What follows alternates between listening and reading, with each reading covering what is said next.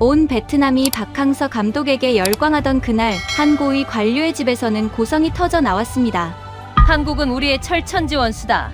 삼성의 공장 건설을 결사반대하며 한국을 적으로 규정했죠. 50억 달러 투자, 일자리 3만 개가 걸린 국책 사업이었지만 그녀는 단호했습니다. 하지만 반전은 순식간에 일어났습니다. 그녀가 스스로 한국 대사관을 찾아가 펑펑 운 것입니다. 제가 한국을 오해해. 도대체 무엇이 철의 여인의 얼어붙은 심장을 녹였을까요? 그 충격적인 진실 지금 바로 시작합니다. 저는 베트남 중부의 꽝응하이성의 개발국장 란입니다. 사람들은 저를 철의 여인이라고 부릅니다.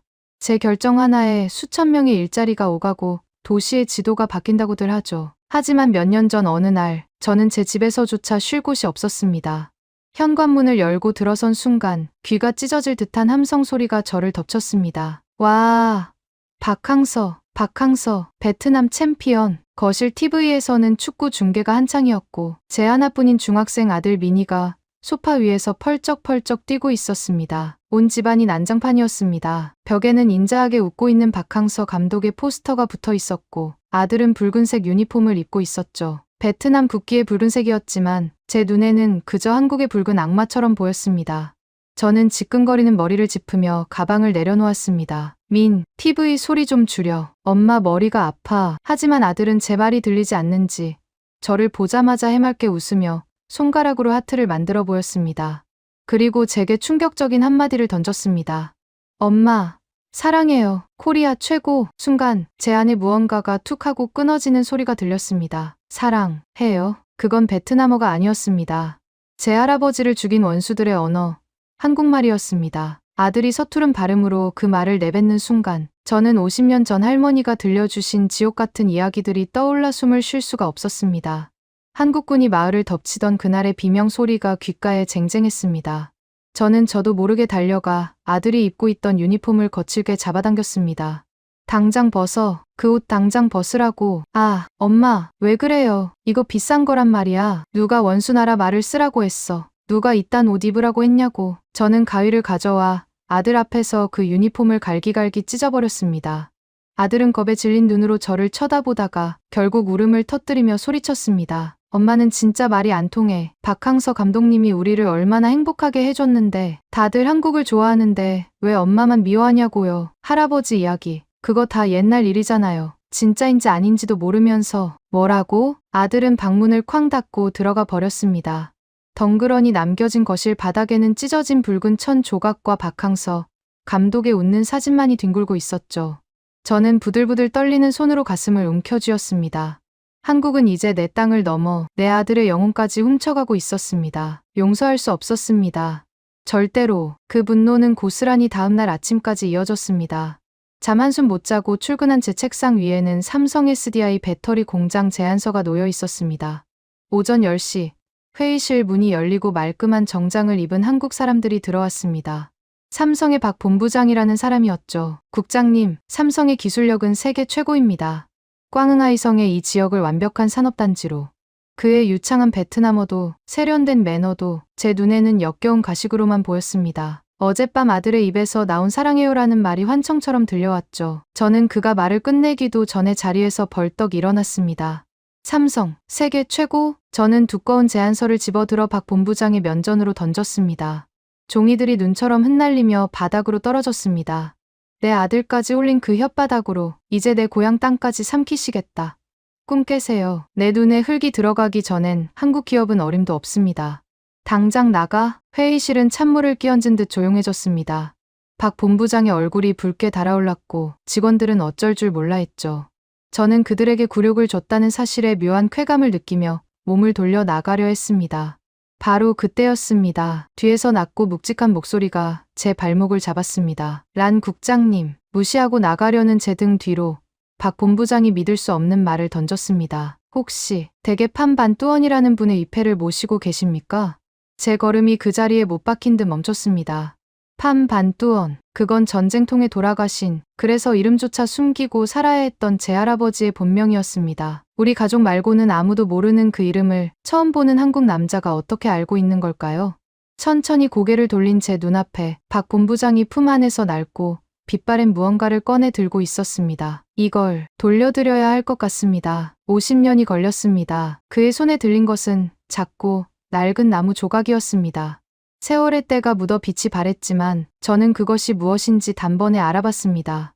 할머니가 평생 찾으셨던, 할아버지가 손수 깎아 할머니께 드렸다는 목각 인형이었습니다. 할아버지가 돌아가신 그날 밤 마지막까지 손에 쥐고 있었다던 바로 그것이었습니다. 이게 왜 당신 손에? 저는 다리에 힘이 풀려 그 자리에 주저앉을 뻔했습니다. 박 본부장이 조심스럽게 다가왔습니다. 저희 아버지가 당시 그곳에 계셨습니다. 의무병이셨어요. 돌아가시기 전에 이걸 꼭 전해달라고 하셨습니다. 제 머릿속이 하얘졌습니다. 한국군 의무병, 할아버지의 유품, 도대체 무슨 일이 있었던 걸까요? 저는 떨리는 손으로 그 목각 인형을 받아 들었습니다. 할머니가 그토록 찾으셨던 것, 할아버지의 마지막 흔적. 하지만 저는 그 자리에서 받아들일 수 없었습니다. 50년간 믿어왔던 모든 것이 흔들리는 것 같았거든요. 저는 그것을 박 본부장의 손에 다시 밀어넣고 회의실을 뛰쳐나왔습니다. 그날 밤 저는 잠을 이룰 수 없었습니다. 천장을 바라보며 아들 민이 생각을 했습니다. 이 아이에게 제가 무엇을 가르쳐왔던 걸까요? 제 아들 민이는 16살입니다. 저와 남편 사이에서 태어난 하나뿐인 아들이죠. 민이를 낳았을 때 저는 다짐했어요. 이 아이에게도 우리 가족의 역사를 가르쳐야 한다고요. 할머니가 저에게 그랬던 것처럼 저도 민이에게 그날의 이야기를 들려줬습니다. 민이가 5살이 되던 해 저는 할아버지 무덤 앞에 민이를 데려갔어요. 마을 뒷산 그 작은 언덕에요. 저는 민이에게 말했습니다. 민아, 여기 네 고조할아버지가 계셔. 한국 군인들이 고조할아버지를 데려갔어. 우리는 그걸 절대 잊으면 안 돼. 민이는 고개를 끄덕였지만 그 어린 눈에 제 말이 얼마나 와닿았는지는 알 수 없었어요. 하지만 저는 계속 가르쳤습니다. 기회가 될 때마다 한국이 우리에게 한 일을 이야기했죠. 민이가 자라면서 자연스럽게 그 역사를 알기를 바랐어요. 그런데 민이가 중학생이 되면서 이상한 일이 벌어지기 시작했습니다. 어느 날 저녁 집에 들어왔는데 민이가 텔레비전 앞에 앉아 있었어요. 화면에는 축구 경기가 나오고 있었습니다. 저는 대수롭지 않게 생각하고 부엌으로 갔어요. 그런데 민이가 갑자기 소리를 질렀습니다. 골, 베트남 골. 저는 놀라서 거실로 돌아왔어요. 민이의 눈이 반짝이고 있었습니다. 화면에서는 베트남 축구 선수들이 서로 껴안고 환호하고 있었죠. 그리고 그 선수들 사이에서 한 남자가 두 팔을 벌리고 뛰어오고 있었어요. 감독이었습니다. 엄마, 저 감독 봐요. 진짜 대단해요. 저는 화면을 바라봤습니다. 그 감독의 얼굴이 클로즈업 되었어요. 동양인이었는데 베트남 사람은 아니었습니다. 자막이 떴어요. 박항서 감독. 한국 사람이었습니다. 저는 순간 얼어붙었어요. 한국인이 베트남 축구 대표팀 감독을 맡고 있다고요. 저는 그때까지 그 사실을 몰랐습니다. 아니, 어쩌면 알면서도 외면하고 있었는지도 몰라요. 미나, 저 사람 한국 사람이야. 제 목소리가 딱딱하게 굳었습니다. 하지만 민이는 제 어조를 전혀 신경 쓰지 않았어요. 알아요, 엄마. 박항서 감독이요. 베트남 축구 영웅이에요. 친구들 다 좋아해요. 민이의 목소리에는 순수한 열정이 담겨 있었습니다. 저는 할 말을 잃었어요. 한국 사람이 베트남의 영웅이라고요. 그게 말이 됩니까? 그날 이후 저는 불편한 마음으로 뉴스를 지켜봐야 했습니다. 박항서라는 이름이 온 나라를 뒤덮고 있었어요. 거리마다 그의 얼굴이 담긴 현수막이 걸렸고 사람들은 그를 아버지라고 불렀습니다. 박 아버지, 한국인을요. 직장에서도 상황은 마찬가지였습니다. 동료들이 점심시간마다 축구 이야기를 했어요. 박항서 감독이 이번에는 어떤 전술을 쓸 거냐, 베트남이 월드컵에 갈 수 있을 거냐 하는 이야기들이요. 저는 그 대화에 끼지 않았습니다. 끼고 싶지 않았어요. 그런데 회의실에서는 더 곤란한 상황이 벌어지고 있었습니다. 어느 날 긴급 회의가 소집되었어요. 상급자가 서류를 나눠주며 말했습니다. 여러분, 좋은 소식입니다. 삼성 SDI에서 우리 성에 배터리 공장을 짓겠다고 타진해왔습니다. 회의실이 술렁였어요. 삼성이라면 세계적인 대기업이니까요. 수천 개의 일자리와 막대한 투자가 따라올 것이었습니다. 동료들의 얼굴에 기대감이 가득했어요. 하지만 저는 달랐습니다. 잠깐요. 제가 손을 들었습니다. 모두의 시선이 저에게 쏠렸어요. 삼성은 한국 기업입니다. 우리가 그들을 받아들여야 하는 이유가 뭡니까? 회의실이 조용해졌습니다. 상급자가 당황한 표정을 지었어요. 란 국장, 무슨 말씀이십니까? 이건 엄청난 기회입니다. 일자리가 생기고 지역 경제가 살아나요. 저는 자리에서 일어났습니다. 우리 지역이 어떤 곳인지 잊으셨습니까? 전쟁 때 한국군이 무슨 짓을 했는지 기억하시잖아요. 제 할아버지도 그때 돌아가셨습니다. 그들의 돈을 받는다는 건 우리 조상들의 희생을 팔아먹는 겁니다. 동료 한 명이 조심스럽게 말했어요. 난 국장님 그건 오래전 일이잖아요. 지금 세대는 그때 일과 관계없지 않습니까? 저는 고개를 저었습니다. 관계없다고요. 역사를 잊은 민족에게 미래는 없습니다. 저는 반대합니다. 한국 기업은 우리 성에 들어올 수 없습니다. 회의는 결론 없이 끝났습니다. 상급자는 제거하겠다고 했지만 표정이 좋지 않았어요. 회의실을 나서는데 한 동료가 제 팔을 잡았습니다. 란 씨 이러다 큰일 납니다. 위에서 압박이 심해요. 이 투자 성사시키면 승진이고 실패하면 좌천이에요. 저는 그 손을 뿌리쳤습니다. 제 양심을 팔아서 승진하고 싶지 않습니다. 집에 돌아와서도 마음이 편치 않았어요. 남편은 제 편이었지만 걱정스러운 표정을 감추지 못했습니다. 난 당신 입장 이해해. 하지만 현실적으로 생각해봐. 우리 성이 발전하려면 투자가 필요해. 당신도 한국 편이야? 저는 날카롭게 쏘아붙였습니다. 남편은 한숨을 쉬며 아무 말도 하지 않았어요. 그날 밤 저는 잠들지 못했습니다. 창밖을 바라보며 생각했어요. 내가 너무 과민한 걸까? 하지만 할머니가 들려준 이야기가 머릿속에서 떠나지 않았습니다. 한국 군인들이 마을을 불태우고 할아버지를 데려간 그날. 저는 그걸 잊을 수 없었어요. 다음 날도 그 다음 날도 삼성투자건은 논의되었습니다. 저는 매번 반대했고 회의실 분위기는 점점 더 냉랭해졌어요. 동료들은 저를 피하기 시작했고 상급자는 노골적으로 불만을 드러냈습니다. 그러던 어느 날 저녁 미니가 저에게 다가왔습니다. 엄마 나 한국어 배우고 싶어. 저는 귀를 의심했어요. 뭐라고? 한국어요. 친구들이랑 같이 학원 다니고 싶어요. K-팝도 듣고 드라마도 보고 싶고. 저는 미니를 똑바로 바라봤습니다. 안 돼. 왜요? 그냥 안 돼. 미니의 얼굴이 굳어졌어요. 저는 더 이상 설명하고 싶지 않았습니다. 하지만 미니는 포기하지 않았어요. 그날 이후로 계속 한국어 학원 이야기를 꺼냈고 저는 계속 거절했습니다. 집안의 분위기가 무거워졌습니다. 미니는 제게 말을 걸지 않았고 저도 미니에게 다가가기 어려웠어요. 남편은 중간에서 난처해했죠. 그리고 그해 겨울 베트남 전체가 미쳐버렸습니다. 아시안게임에서 베트남 축구팀이 기적을 만들어냈거든요. 그 기적의 중심에는 한국인 감독 박항서가 있었습니다. 그날 저녁을 저는 평생 잊지 못할 거예요. 텔레비전에서는 베트남 대 시리아 경기가 생중계되고 있었습니다. 아시안게임 준결승이었어요. 저는 별 관심 없이 부엌에서 설거지를 하고 있었는데 갑자기 집 전체가 떠나갈 듯한 함성이 터졌습니다. 골, 베트남. 미니와 남편이 동시에 소리를 질렀어요. 저는 놀라서 거실로 뛰어나왔습니다. 화면에서는 베트남 선수들이 서로 껴안고 환호하고 있었고 스탠드의 관중들은 눈물을 흘리고 있었어요. 그런데 그보다 더 충격적인 건 창밖 풍경이었습니다. 온 동네가 들썩이고 있었어요. 집집마다 함성이 터져 나왔고 사람들이 거리로 쏟아져 나오기 시작했습니다. 오토바이 경적 소리가 울렸고 베트남 국기가 펄럭였어요. 마치 독립기념일 같았습니다. 경기가 끝나고 베트남이 결승에 진출하자 거리는 완전히 축제가 되었습니다. 미니가 뛰어나가겠다고 했고 남편도 따라 나섰어요. 저는 혼자 집에 남았습니다. 텔레비전에서는 계속해서 박항서 감독의 모습이 나왔어요. 그는 선수들을 한 명씩 안아주고 있었습니다. 눈가가 젖어 있었어요. 인터뷰에서 그가 말했습니다. 베트남 선수들이 정말 자랑스럽습니다. 그들의 노력이 만들어낸 결과입니다. 통역사가 베트남어로 옮겼고 화면 아래에는 자막이 떴어요. 그 순간 저는 묘한 감정을 느꼈습니다. 이 한국 남자가 왜 저렇게 진심으로 기뻐하는 걸까? 베트남을 위해서요. 며칠 후 결승전이 열렸습니다. 상대는 강적 우즈베키스탄이었어요. 온 나라가 숨을 죽이고 경기를 지켜봤습니다. 결과는 아쉽게도 준우승이었지만 아무도 실망하지 않았어요. 오히려 더 큰 환호가 터져 나왔습니다. 박항서. 거리에서 그 이름이 울려 퍼졌어요. 선수들이 귀국했을 때 공항에 수만 명이 몰렸습니다. 박항서 감독은 오픈카에 올라 퍼레이드를 했어요. 마치 전쟁 영웅처럼요. 저는 그 광경을 뉴스로 지켜보면서 복잡한 마음이 들었습니다. 한국 사람을 저렇게 열광적으로 환영하다니. 우리 민족이 그들에게 당한 일을 다들 잊은 걸까? 하지만 더 힘들었던 건 미니의 변화였어요. 아시안게임 이후 미니는 완전히 달라졌습니다. 방에 박항서 감독 포스터를 붙였고 축구 유니폼을 사달라고 졸랐어요. 그것도 박항서 감독의 사인이 들어간 거요. 저는 거절했지만 남편이 몰래 사줬더군요. 미니는 한국 문화에 점점 더 빠져들었습니다. K-팝을 듣고 한국 드라마를 보고 한국 음식을 먹고 싶어 했어요. 친구들과 한국어로 인사를 주고받았고 유튜브에서 한국어 강좌를 찾아봤습니다. 저는 미니를 볼 때마다 가슴이 답답했어요. 이게 뭐냐고, 왜 하필 한국이냐고 따지고 싶었지만 참았습니다. 이미 한국어 학원권으로 한바탕 싸웠으니까요. 그러던 어느 날 저녁 식탁에서 미니가 불쑥 물었습니다.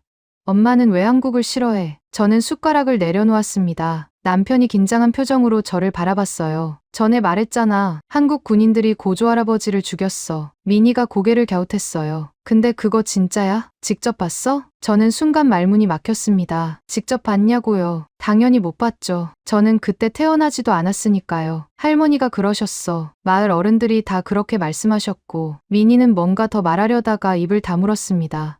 하지만 그 눈빛이 제 가슴에 박혔어요. 의심. 미니는 제 말을 의심하고 있었습니다. 식사 후 미니는 방으로 들어갔고 저는 한참을 멍하니 앉아 있었어요.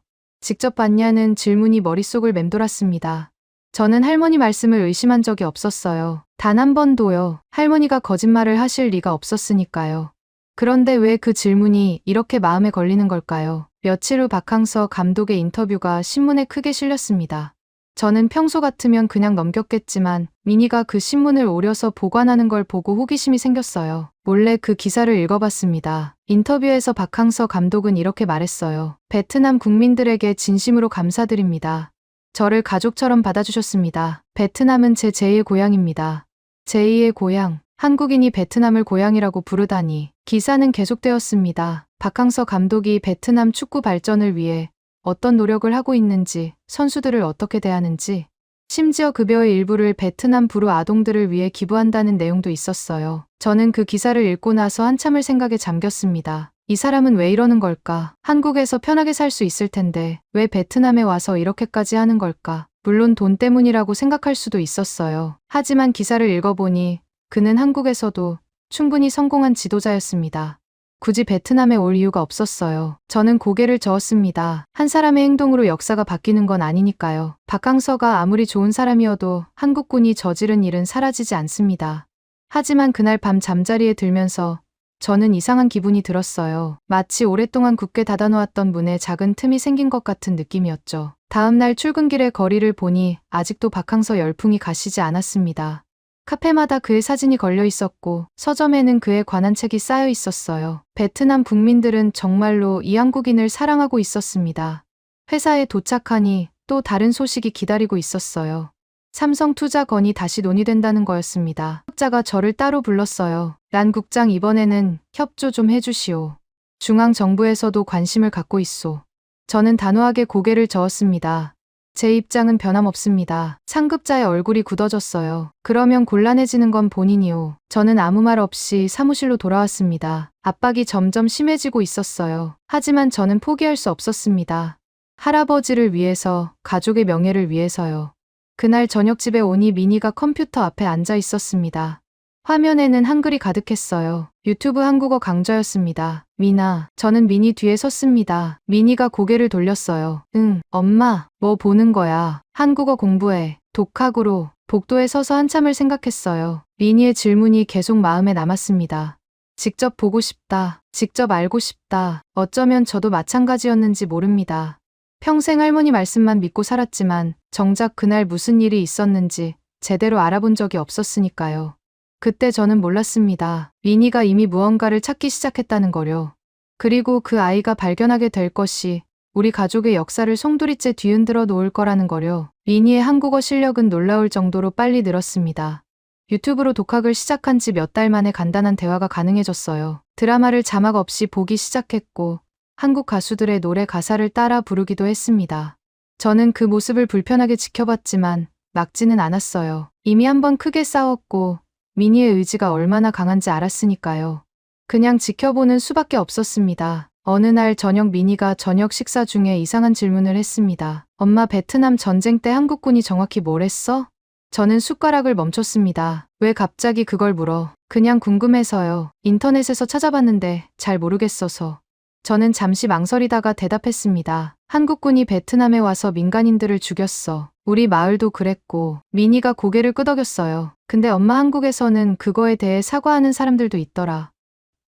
저는 놀라서 미니를 바라봤습니다. 한국의 베트남 전쟁 피해자들을 돕는 단체가 있대요. 사죄하고 보상하려는 운동도 하고 있고요. 저는 처음 듣는 이야기였습니다. 한국인들이 사과를 한다고요. 그게 무슨 소용이야. 사과한다고 죽은 사람이 살아 돌아오냐? 미니는 더 이상 말하지 않았습니다. 하지만 그 눈빛이 뭔가를 더 알고 있는 것 같았어요. 며칠 후 저는 미니 방에서 이상한 걸 발견했습니다. 미니가 학교에 간 사이 방 청소를 하다가 책상 서랍에서 서류 뭉치를 찾았어요. 한글과 베트남어가 섞여 있었습니다. 저는 베트남어 부분만 읽어봤습니다. 베트남 전쟁 관련 자료였어요. 한국군 파병 역사, 우리 성 지역에서 벌어진 사건들, 그리고 당시 주둔했던 부대에 관한 정보들이었습니다. 마지막 장에는 손으로 쓴 메모가 있었어요. 미니의 글씨였습니다. 청룡부대 의무병 기록 확인 필요. 의무병이요. 왜 의무병을요? 저는 그 서류를 제자리에 돌려놓고 방을 나왔습니다. 머릿속이 복잡했어요. 미니가 대체 뭘 찾고 있는 건지, 왜 의무병에 관심을 갖는 건지 알 수 없었습니다. 그날 밤 저는 미니에게 물었습니다. 미나, 요즘 뭐 찾아보고 있어? 미니가 움찔했어요. 뭔가를 숨기는 표정이었습니다.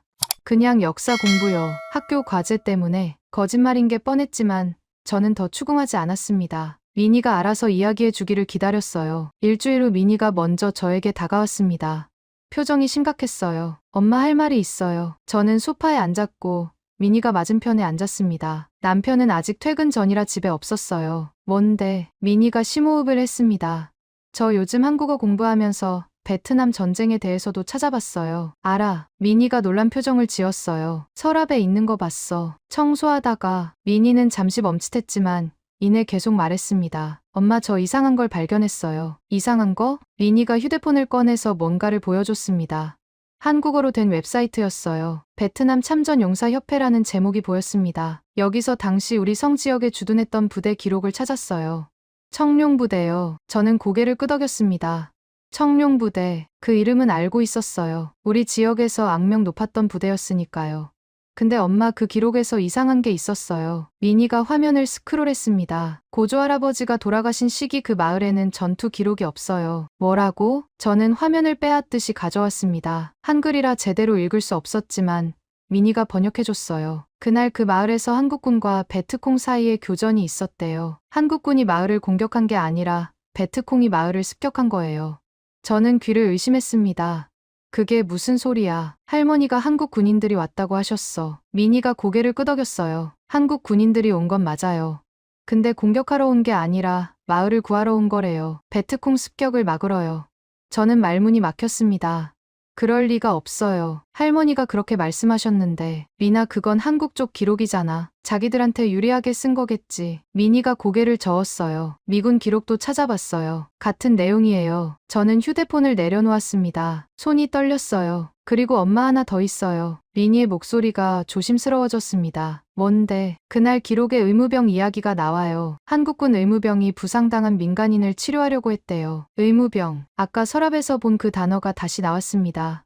치료하려고 했다고? 네. 근데 결국 살리지 못했대요. 그 의무병이 울었다는 기록도 있어요. 저는 숨을 멈췄습니다. 머릿속이 하얘졌어요. 엄마, 고조할아버지가 정확히 어떻게 돌아가셨는지 아세요? 저는 고개를 저었습니다. 모릅니다. 할머니는 한국 군인들이 데려갔다고만 하셨지 자세한 건 말씀 안 하셨어요. 할머니한테 직접 물어봐야 할 것 같아요. 미니의 말에 저는 한참 동안 아무 말도 할 수 없었습니다. 평생 믿어왔던 것들이 흔들리고 있었어요. 하지만 동시에 무섭기도 했습니다. 진실이 제가 알고 있는 것과 다르다면 저는 어떻게 해야 하는 걸까요? 그날 밤 저는 잠을 이루지 못했습니다. 미니가 보여준 기록들이 머릿속에서 떠나지 않았어요. 베트콩 습격, 한국군 구조, 의무병의 눈물. 이게 다 사실이라면 제가 50년간 믿어온 건 뭐였던 걸까요? 새벽이 되어서야 저는 결심했습니다. 할머니에게 직접 여쭤봐야겠다고요. 이제 95살이 되신 할머니는 몸이 많이 편찮으셨어요. 얼마나 더 곁에 계실 수 있을지 알 수 없었습니다. 그래서 저는 그 주말 미니와 함께 할머니 댁으로 향했습니다. 50년 만에 처음으로 그날의 진짜 이야기를 들으러요. 할머니 댁은 제가 자란 마을에서 조금 떨어진 곳에 있었습니다. 삼촌네 집이었어요. 할머니가 연로해지시면서 삼촌이 모시고 계셨죠. 차로 2시간을 달려 도착했을 때 할머니는 침대에 누워 계셨습니다. 95살. 할머니의 얼굴에는 세월의 주름이 깊게 패여 있었어요. 하지만 저를 보시자 눈빛이 반짝였습니다. 라나 왔구나. 저는 할머니 손을 잡았습니다. 뼈와 가죽만 남은 손이었어요. 한때 저를 꼭 안아주시던 그 따뜻한 손이었죠. 할머니 미니도 왔어요. 미니가 침대 옆으로 다가왔습니다. 할머니가 희미하게 미소 지으셨어요. 미니가 이렇게 컸구나. 다 큰 청년이 됐네. 저희는 한참 동안 이런저런 이야기를 나눴습니다. 할머니의 건강 상태, 마을 소식, 미니의 학교 생활 같은 것들이요. 하지만 제 마음 한구석에는 계속 그 질문이 맴돌고 있었습니다. 오후가 되어 삼촌 부부가 잠시 자리를 비웠을 때 저는 용기를 냈습니다. 할머니, 저는 할머니 손을 꼭 잡았습니다. 물어볼 게 있어요. 할머니가 저를 바라보셨어요. 그 눈빛이 뭔가를 예감하는 것 같았습니다. 그날 일이요. 할아버지가 돌아가신 그날, 정확히 무슨 일이 있었어요? 할머니의 표정이 굳어졌습니다. 저는 평생 한 번도 이렇게 구체적으로 여쭤본 적이 없었어요. 할머니가 들려주시는 대로 받아들였지. 직접 캐묻지 않았죠. 왜 갑자기 그걸 물어? 할머니의 목소리가 떨렸습니다. 미니가 자료를 찾았어요. 한국 쪽 기록이랑 미군 기록이요. 거기에는 할머니가 말씀하신 것과 다른 내용이 있어서요. 할머니가 한참 동안 침묵하셨습니다. 창밖으로 해가 기울고 있었어요. 방 안에 그림자가 길어졌습니다. 할머니, 그날 정말 한국 군인들이 마을을 공격한 거예요? 저는 직접적으로 물었습니다. 할머니의 눈에 눈물이 고였어요. 라나, 할머니가 제 손을 잡으셨습니다. 내가 너한테 미안해야 할 게 있어. 저는 숨을 멈췄습니다. 미안하다니요. 할머니가 그동안 한 이야기, 그게 전부가 아니야. 할머니가 천천히 말씀하기 시작하셨습니다. 50년 만에 처음으로 털어놓는 그날의 진짜 이야기였습니다. 그날 새벽에 총소리가 울린 건 맞아. 근데 그게 한국 군인들 때문이 아니었어. 저는 귀를 기울였습니다. 베트콩이었어. 그날 밤 베트콩이 마을에 들이닥쳤어. 식량을 빼앗고 젊은 남자들을 강제로 끌고 가려고 했지. 콩이요. 저는 그 이름을 알고 있었습니다. 월맹 게릴라요. 네 할아버지가 마을 사람들을 대피시키려고 했어. 여자들이랑 아이들을 숨기고 팽이랑 맞섰지. 그러다가 총에 맞았어. 할머니의 목소리가 흔들렸습니다. 한국 군인들은 그 다음에 왔어. 총소리를 듣고 달려온 거야. 특콩을 쫓아냈고 부상당한 사람들을 치료하려고 했어. 저는 믿을 수가 없었습니다. 근데 할머니, 한국 군인들이 할아버지를 데려갔다고 하셨잖아요. 할머니가 고개를 저으셨어요. 내가 직접 본 건 아니야. 총소리가 나서 나는 너의 엄마를 안고 굴 속에 숨어 있었거든. 나중에 나와 보니까 네 할아버지가 없었어. 마을 사람들이 한국 군인들이 데려갔다고 했지. 할머니가 눈물을 흘리셨습니다. 근데 나중에 알았어. 한국 군인들이 아니었어. 그 사람들은 네 할아버지를 살리려고 했던 거야. 저는 머릿속이 하얘졌습니다. 뭐라고요? 한국 군대에 의무병이 있었어. 젊은 청년이었는데 네 할아버지를 치료하려고 밤새 애를 썼대. 근데 총상이 너무 깊었어. 결국 살리지 못했지. 할머니가 울먹이며 말씀하셨어요. 그 의무병이 울었대. 네 할아버지 손을 잡고 엉엉 울었대. 미안하다고, 살리지 못해서 미안하다고. 저는 말문이 막혔습니다. 미니가 찾은 기록과 같은 이야기였어요. 그럼 왜 할머니는 한국 군인들이 죽였다고 하셨어요? 할머니가 고개를 숙이셨습니다. 그때는 그랬어. 전쟁 중이었고 모두가 혼란스러웠지. 마을 사람들은 적이 필요했어. 분노를 쏟아낼 대상이 필요했던 거야. 베트콩은 같은 민족이었고 한국군은 외국인이었으니까 탓하기 쉬웠지. 할머니가 제 손을 꽉 잡으셨어요. 미안해, 라나. 할머니가 너한테 거짓말을 가르쳤어. 진실을 말할 용기가 없었어. 저는 눈물이 쏟아졌습니다. 50년 동안 제가 믿어왔던 것들이 무너지고 있었어요. 한국에 대한 증오, 복수의 맹세, 모든 것에 기반이 흔들리고 있었습니다. 할머니, 그 의무병 이름은 몰라요? 미니가 조용히 물었습니다. 저는 미니가 옆에 있다는 것도 잊고 있었어요. 할머니가 고개를 저으셨어요. 몰라. 그때는 이름 같은 거 물어볼 상황이 아니었으니까. 저는 한참 동안 울었습니다. 할머니도 우셨어요. 방 안에 50년간 쌓인 눈물이 흘러넘쳤습니다. 해가 완전히 지고 나서야 저는 좀 진정이 되었습니다. 할머니는 지쳐서 잠이 드셨어요. 저는 미니와 함께 할머니 방을 나왔습니다. 마당에 서서 별을 바라봤어요. 시골이라 별이 선명하게 보였습니다. 미나, 응, 고마워. 미니가 저를 바라봤습니다. 진실을 찾아줘서. 엄마 혼자서는 평생 몰랐을 거야. 미니가 고개를 끄덕였어요. 그 의무병 찾을 수 있을까요? 저는 잠시 생각했습니다. 50년 전 일이에요. 그 젊은 의무병이 아직 살아있을까요? 찾을 수 있을까요? 찾아보자. 저는 결심했습니다. 할아버지를 살리려고 울었던 그 사람을 찾아야겠다고요. 50년 만에 진실을 알았으니 이제는 제대로 된 감사를 전해야 했습니다. 집으로 돌아오는 차 안에서 저는 창밖만 바라봤습니다. 밤하늘에 별들이 반짝이고 있었어요. 할아버지가 저 별들 사이 어딘가에서 보고 계실까요? 할아버지, 이제야 진실을 알았어요. 저는 마음속으로 말했습니다. 미안해요. 그리고 이제부터 제대로 하겠습니다.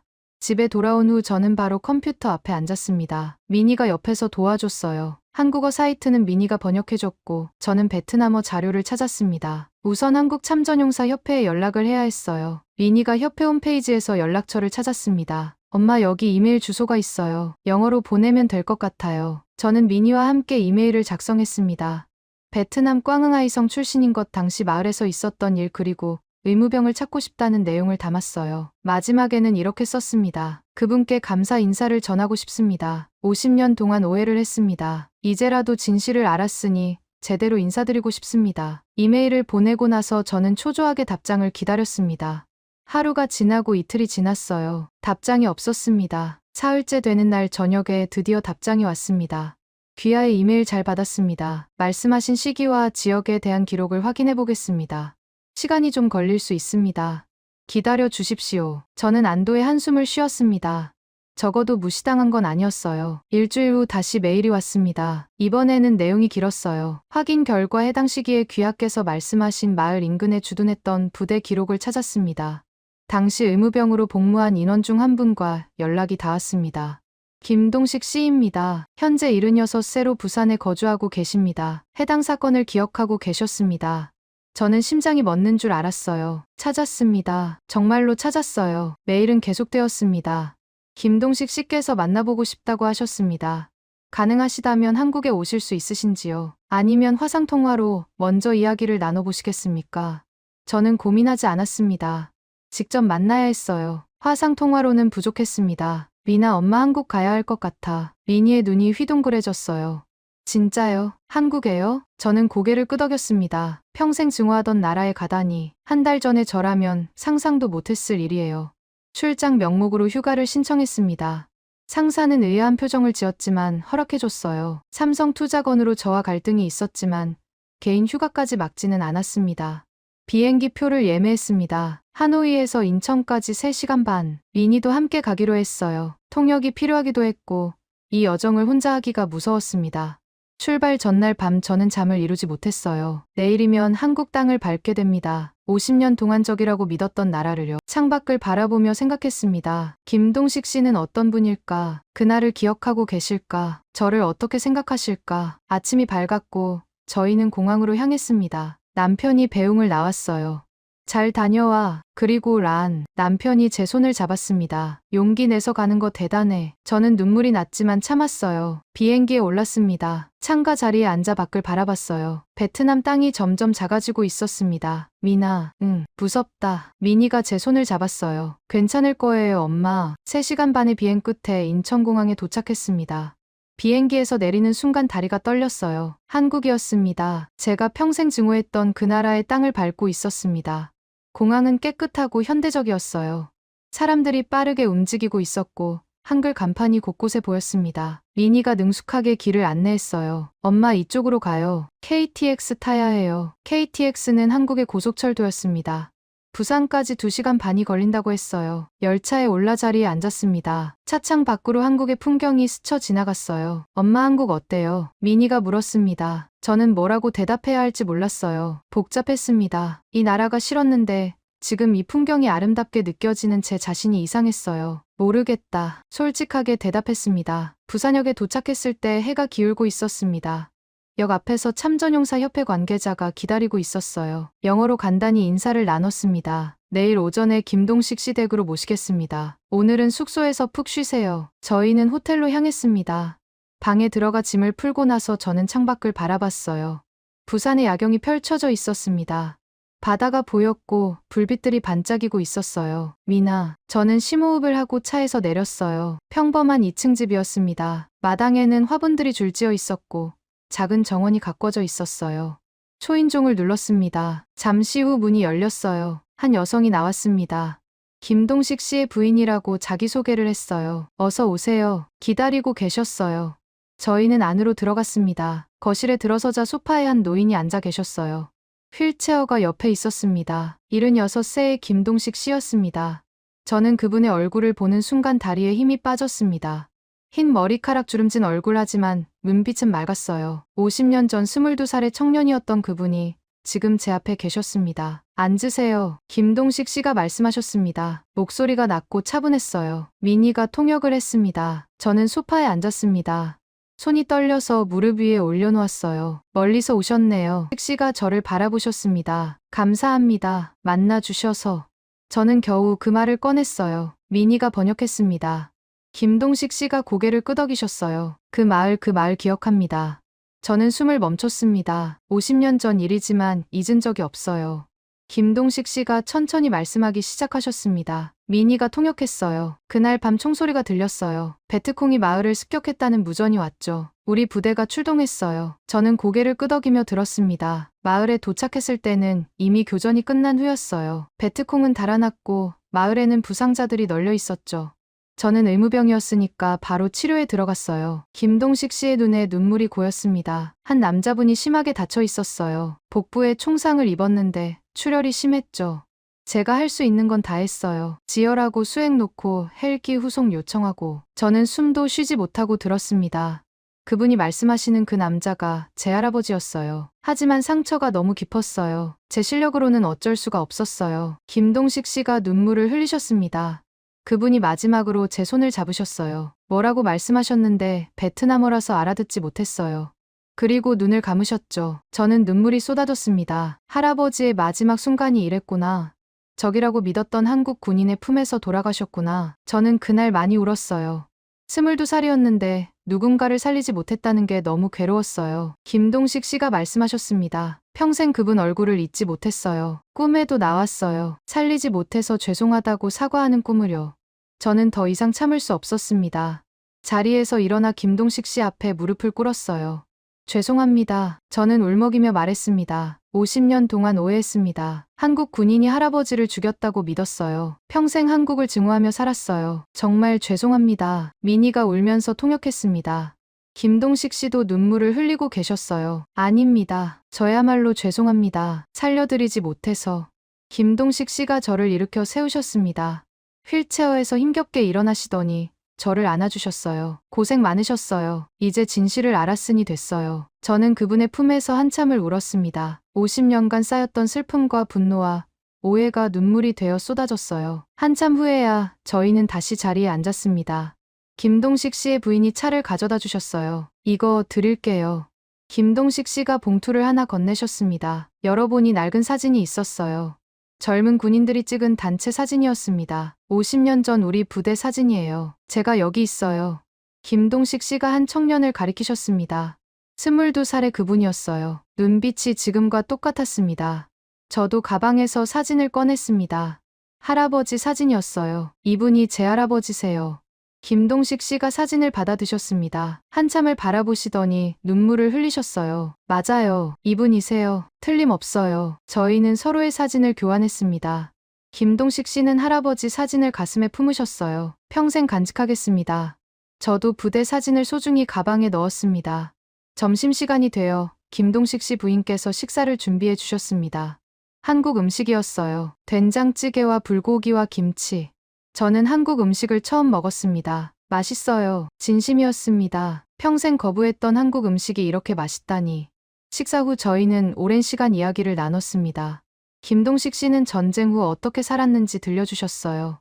결혼해서 아이 셋을 키웠고 평범한 회사원으로 일했다고 하셨습니다. 하지만 베트남 생각은 항상 했어요. 그곳에서 무슨 일이 있었는지 잊지 않았어요. 저는 고개를 끄덕였습니다. 제 아들 미니도 그래서 한국어를 배웠어요. 진실을 알고 싶어서요. 미니가 부끄러운 듯이 웃었어요. 김동식 씨가 미니를 바라보셨습니다. 훌륭한 젊은이네요. 덕분에 이렇게 만날 수 있었어요. 저녁이 되어 작별할 시간이 다가왔습니다. 저는 김동식 씨 손을 잡았어요. 감사합니다. 정말로요. 김동식 씨가 제 손을 꼭 잡으셨습니다. 제가 감사합니다. 50년 만에 마음의 짐을 내려놓았어요. 저희는 포옹을 하고 헤어졌습니다. 차에 올라 호텔로 돌아가는 길에 저는 창밖만 바라봤어요. 눈물이 멈추지 않았습니다. 엄마, 미니가 제 손을 잡았어요. 이제 어떻게 할 거예요? 저는 한참 동안 생각했습니다. 50년간의 오해가 풀렸어요. 진실을 알았어요. 그리고 화해했어요. 돌아가서 할 일이 있어. 저는 결심했습니다. 삼성투자건 찬성할 거야. 미니가 놀란 표정을 지었어요. 진짜요? 응. 과거에 매여서 미래를 막으면 안 되지. 할아버지도 그걸 원하시지 않았을 거야. 저는 창밖을 바라보며 미소 지었습니다. 부산의 야경이 눈물에 젖은 눈에 아름답게 보였어요. 베트남으로 돌아오는 비행기 안에서 저는 많은 생각을 했습니다. 창밖으로 구름이 흘러갔어요. 저 아래 어딘가에 한국이 있었고 김동식 씨가 계셨습니다. 50년 동안 저는 틀린 것을 믿고 살았어요. 그 믿음 때문에 많은 것을 놓쳤습니다. 한국과의 협력 기회도 놓쳤고 무엇보다 마음의 평화를 놓쳤어요. 하노이 공항에 도착했을 때 남편이 마중 나와 있었습니다. 어땠어? 저는 남편을 꼭 안았어요. 말로 설명하기 어려웠습니다. 많이 울었어. 그리고 많이 알게 됐어. 집에 돌아와서 저는 남편에게 모든 이야기를 들려줬습니다. 할머니의 고백부터 김동식 씨와의 만남까지요. 남편은 말없이 들었습니다. 그래서 결심했어. 저는 단호하게 말했어요. 삼성투자건 찬성할 거야. 한국과 손잡고 우리 성을 발전시킬 거야. 남편이 놀란 표정을 지었습니다. 당신이 정말? 저는 고개를 끄덕였어요. 50년 동안 틀렸다는 걸 인정하는 게 부끄러운 일은 아니야. 오히려 계속 틀린 채로 사는 게 부끄러운 거지. 다음 날 저는 출근했습니다. 회의실에 들어가자 동료들의 시선이 쏠렸어요. 삼성투자건이 또 논의될 거라는 걸 모두 알고 있었습니다. 회의가 시작되었습니다. 상급자가 자료를 나눠주며 말했어요. 삼성 SDI 측에서 최종 결정을 요청해왔습니다. 이번에는 확실한 답을 줘야 합니다. 모두의 시선이 저에게 쏠렸습니다. 저는 자리에서 일어났어요. 제가 말씀드릴 게 있습니다. 회의실이 조용해졌어요. 저는 그동안 한국 기업 유치를 반대해왔습니다. 제 할아버지가 전쟁 때 돌아가셨기 때문입니다. 한국군에게 죽었다고 믿었어요. 동료들이 고개를 끄덕였습니다. 모두 아는 이야기였으니까요. 하지만 최근에 진실을 알게 되었습니다. 저는 심호흡을 했어요. 할아버지는 한국군에게 죽은 게 아니었어요. 베트콩 습격으로 부상당하셨고 한국 의무병이 살리려고 노력했지만 결국 돌아가셨습니다. 회의실이 술렁였어요. 저는 50년 동안 잘못된 것을 믿고 살았습니다. 그래서 한국을 증오했고 협력을 거부했어요. 하지만 이제는 생각이 바뀌었습니다. 저는 동료들을 바라봤습니다. 과거는 과거입니다. 우리가 과거에 매여서 미래를 포기하면 안 됩니다. 저는 삼성투자건에 찬성합니다. 회의실이 잠시 정적에 휩싸였어요. 그리고 한 동료가 박수를 치기 시작했습니다. 다른 동료들도 따라 박수를 쳤어요. 상급자가 흐뭇한 표정으로 저를 바라봤습니다. 란 국장 용기 있는 발언이었습니다. 회의 후 몇몇 동료들이 저에게 다가왔어요. 란 씨 무슨 일이 있었던 거야? 한국에 갔다 왔다면서? 저는 김동식 씨 이야기를 들려줬습니다. 동료들은 진지하게 들었어요. 대단하다. 50년 동안 믿어왔던 걸 바꾸다니. 아니야, 틀린 걸 계속 믿고 사는 게 더 무서운 거야. 저는 미소 지었어요. 하지만 모두가 저를 지지하는 건 아니었습니다. 일부 동료들은 저를 비난했어요. 배신자야. 조상을 팔아먹었어. 한국에 매수당한 거 아니야? 그런 말들이 들렸지만 저는 흔들리지 않았어요. 진실을 아니까요. 제가 왜 이 결정을 내렸는지 확신이 있었습니다. 집에 돌아와 미니에게 이야기했어요. 오늘 회의에서 찬성했어. 미니가 환하게 웃었습니다. 잘했어요, 엄마. 근데 욕하는 사람들도 있어. 미니가 제 손을 잡았어요. 그 사람들도 언젠가 진실을 알게 될 거예요. 엄마처럼요. 저는 미니를 안아줬습니다. 이 아이가 없었다면 저는 평생 오해 속에 살았을 거예요. 며칠 후 상급자가 저를 다시 불렀습니다. 란 국장, 좋은 소식입니다. 삼성 측에서 우리 성 투자를 최종 결정했습니다. 그리고 협상 대표로 란 국장을 지명했습니다. 저는 놀랐어요. 저를요? 네. 란 국장의 변화가 인상적이었다고 합니다.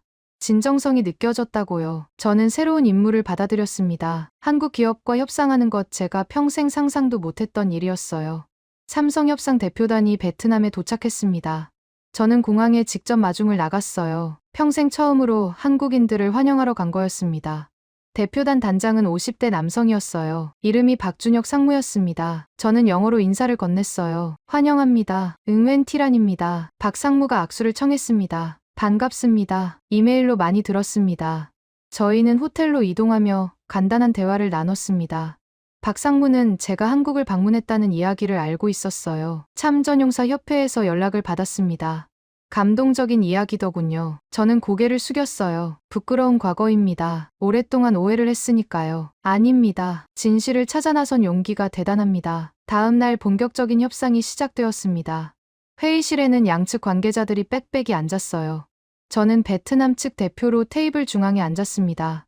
저희 삼성 SDI는 꽝흥아이성에 배터리 공장을 건설하고자 합니다. 박상무가 발표를 시작했어요. 투자 규모는 50억 달러이며 약 3만 개의 일자리가 창출될 것으로 예상합니다. 동료들 사이에서 감탄이 흘러나왔습니다. 엄청난 규모였어요. 저희가 요청드릴 것이 있습니다. 저는 손을 들었습니다. 네, 말씀하세요. 단순한 공장 건설이 아니라 진정한 파트너십을 원합니다. 박상무가 관심 있는 표정을 지었어요. 구체적으로 어떤 걸 원하십니까? 저는 준비해온 자료를 꺼냈습니다. 첫째, 현지인 고용 비율을 높여주십시오. 관리직 포함해서 최소 80%는 베트남 인력으로 채워주셨으면 합니다. 박상무가 고개를 끄덕였어요. 둘째, 기술 이전입니다. 단순 조립이 아니라 핵심 기술도 가르쳐 주셨으면 합니다. 셋째, 지역사회 기여입니다. 학교 건설 장학금, 지원 의료시설 투자를 부탁드립니다. 박상무가 메모를 했습니다. 까다로운 조건이지만 합리적입니다. 협상은 계속되었습니다. 밀고 당기는 과정이 있었지만 분위기는 좋았어요. 양측 모두 협력을 원했으니까요. 저녁에 비공식 만찬이 열렸습니다. 술자리에서 분위기가 더 풀어졌어요. 박상무가 제 옆에 앉았습니다. 란 국장님, 솔직히 말씀해 주시겠습니까? 네. 왜 생각을 바꾸셨습니까? 한국을 그렇게 싫어하셨다면서요. 저는 잠시 망설였어요. 그리고 김동식 씨 이야기를 들려줬습니다. 할머니의 고백부터 부산에서의 만남까지요. 박상무는 말없이 들었습니다. 이야기가 끝나자 그가 말했어요. 대단하십니다. 50년간의 신념을 바꾼다는 게 얼마나 어려운 일인지 압니다. 저는 고개를 저었어요. 제가 대단한 게 아니에요. 진실이 저를 바꾼 겁니다. 박상무가 잔을 들었습니다. 진실에 건배합시다. 그리고 새로운 시작에. 저도 잔을 들었어요. 한국인과 함께 술을 마시다니. 평생 상상도 못했던 일이었습니다. 며칠간의 협상 끝에 양해각서가 체결되었습니다. 삼성 SDI가 꽝흥아이성에 투자하기로 최종 합의한 거예요. 서명식에서 저는 박상무와 악수를 나눴습니다. 카메라 플래시가 터졌어요. 앞으로 잘 부탁드립니다. 저는 진심으로 말했어요. 저희도요. 좋은 파트너가 되겠습니다. 서명식 후 박상무가 저를 따로 불렀습니다. 란 국장님, 한 가지 제안이 있습니다. 네. 김동식 어르신 이야기를 들었을 때 생각이 났습니다. 우리 회사에서 전쟁 희생자 기념 사업을 지원하고 싶습니다. 저는 놀랐어요. 양측 희생자를 함께 기리는 기념비를 세우고 싶습니다. 과거를 기억하되 미래로 나아가자는 의미로요. 저는 눈시울이 뜨거워졌습니다. 감사합니다. 정말 감사합니다. 그날 밤 집에 돌아와 남편과 미니에게 이야기했어요. 기념비를 세운대. 한국 회사에서 지원하겠대. 미니가 환하게 웃었습니다. 잘됐다, 엄마. 저는 창밖을 바라봤어요. 할아버지가 보고 계실까요? 손녀가 한국과 손을 잡았다는 걸 어떻게 생각하실까요? 할아버지, 이제 진짜 화해했어요. 저는 마음속으로 말했습니다. 협정이 체결된 후 모든 것이 빠르게 움직였습니다. 삼성 공장 건설이 시작되었고 우리 성은 경제특구로 지정되었어요. 공사 현장을 처음 방문했을 때 저는 눈을 의심했습니다. 거대한 터가 닦이고 있었고 수백 명의 인부들이 일하고 있었어요. 트럭들이 끊임없이 드나들었고 크레인이 하늘 높이 솟아 있었습니다. 여기가 배터리 공장이 들어설 자리입니다. 현장 소장이 설명했어요. 완공되면 동남아시아 최대 규모가 될 겁니다. 저는 그 광경을 바라보며 가슴이 벅차올랐습니다. 이 모든 것이 시작된 게 불과 몇 달 전이에요. 제가 마음을 바꾸지 않았다면 이런 일은 일어나지 않았을 겁니다. 공장 건설과 함께 마을도 변하기 시작했습니다. 도로가 포장되었고 가로등이 설치되었어요. 학교가 새로 지어졌고 병원도 확장되었습니다. 가장 큰 변화는 사람들이었어요. 도시로 떠났던 젊은이들이 돌아오기 시작했습니다. 공장에서 일하려고 왔어요. 25살 청년이 말했어요. 월급도 좋고 복지도 좋다고 해서요. 저는 그 청년을 보며 미소 지었습니다. 우리 고향에 일자리가 생긴 거예요. 더 이상 타지로 떠나지 않아도 되는 거였습니다. 한국어 학원도 생겼습니다. 공장 취업을 위해 한국어를 배우려는 사람들이 줄을 섰어요. 안녕하세요. 감사합니다. 거리에서 한국어 인사가 들려왔습니다. 불과 1년 전만 해도 상상할 수 없던 풍경이었어요. 미니는 이제 통역 일을 시작했습니다. 삼성과 현지 업체 사이의 소통을 돕는 역할이었어요. 한국어 실력이 뛰어나서 금방 인정받았습니다. 엄마, 나 오늘 삼성 임원이랑 회의했어. 미니가 자랑스럽게 말했어요. 잘했어. 자랑스럽다. 저는 미니를 안아줬습니다. 이 모든 게 이 아이 덕분이에요. 공장 착공 1년 후 기념비 제막식이 열렸습니다. 삼성이 약속대로 지원한 전쟁 희생자 기념비였어요. 기념비는 마을 입구에 세워졌습니다. 양측 희생자의 이름이 새겨져 있었고 한국어와 베트남어로 이런 문구가 적혀 있었어요. 과거를 기억하고 미래를 함께 걷다. 제막식에는 수백 명이 참석했습니다. 한국에서도 참전용사협회 관계자들이 왔어요. 그리고 특별 손님이 한 분 계셨습니다. 김동식 씨였어요. 휠체어를 탄 그분이 나타났을 때 저는 눈물이 쏟아졌습니다. 멀리 한국에서 이곳까지 오셨어요. 김 선생님, 저는 그분 앞에 무릎을 꿇었습니다. 오시느라 고생하셨어요. 김동식 씨가 제 손을 잡으셨어요. 꼭 와야 했어요. 50년 만에 이 땅을 다시 밟게 될 줄은 몰랐습니다. 제막식이 시작되었습니다. 연설이 이어졌고 묵념의 시간이 있었어요. 그리고 김동식 씨가 마이크 앞에 섰습니다. 저는 50년 전 이곳에서 의무병으로 복무했습니다. 통역사가 베트남어로 옮겼어요. 한 분을 살리지 못한 게 평생 마음에 남았습니다. 오늘 그분의 손녀를 만나 화해할 수 있어서 감사합니다. 김동식 씨가 저를 바라보셨어요. 전쟁은 끝났지만 상처는 남습니다. 하지만 우리는 함께 치유할 수 있습니다. 저도 연단에 올랐습니다. 저는 50년간 한국을 증오했습니다. 하지만 진실은 제가 알던 것과 달랐습니다. 오늘 우리는 과거를 넘어 미래로 나아갑니다. 박수가 터져 나왔습니다. 제막식 후 김동식 씨를 할아버지 무덤으로 모셨습니다. 마을 뒷산 작은 언덕에 있는 그 무덤이었어요. 김동식 씨가 휠체어에서 힘겹게 일어나셨습니다. 그리고 무덤 앞에 무릎을 꿇으셨어요. 미안합니다. 끝내 살리지 못해서 미안합니다. 저도 옆에서 무릎을 꿇었습니다. 할아버지, 이분이 오셨어요. 할아버지를 살리려고 애쓰셨던 분이에요. 이제 화해했어요. 바람이 불어왔습니다. 나무집들이 흔들렸어요. 마치 할아버지가 대답하시는 것 같았습니다. 김동식 씨는 일주일간 베트남에 머무셨습니다. 저희 집에서 함께 지냈어요. 미니가 통역을 맡았고 저는 베트남 음식을 대접했습니다. 맛있네요. 씨가 쌀국수를 드시며 말씀하셨어요. 50년 전에도 이걸 먹어봤는데 그때는 제대로 맛을 느낄 여유가 없었어요. 저는 미소 지었습니다. 전쟁 중이었으니까요. 이제 천천히 드세요. 시간은 많아요. 김동식 씨는 마을 곳곳을 둘러보셨습니다.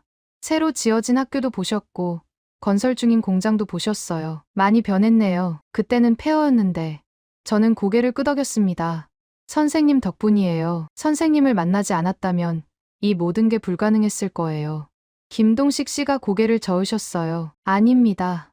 란 씨가 용기를 낸 거예요. 저는 그냥 진실을 말했을 뿐입니다. 마지막 날 저녁 저희는 할아버지 무덤 앞에 다시 갔습니다. 해가 지고 있었어요. 하늘이 붉게 물들었습니다. 여기가 정말 좋은 곳이네요. 김동식 씨가 풍경을 바라보며 말씀하셨어요. 네, 할아버지가 좋아하셨을 거예요. 저희는 한참 동안 말없이 앉아 있었습니다. 바람이 불어왔고 새들이 노래했어요. 란 씨. 네, 제가 떠나도 잊지 말아주세요. 우리가 함께 만든 이 평화를요. 저는 고개를 끄덕였습니다. 절대 잊지 않을 거예요. 다음 날 공항에서 작별했습니다. 저는 김동식 씨를 꼭 안아드렸어요. 건강하세요. 꼭 다시 오세요. 김동식 씨가 제 손을 잡으셨습니다. 란 씨도 건강하세요. 좋은 일 많이 하세요.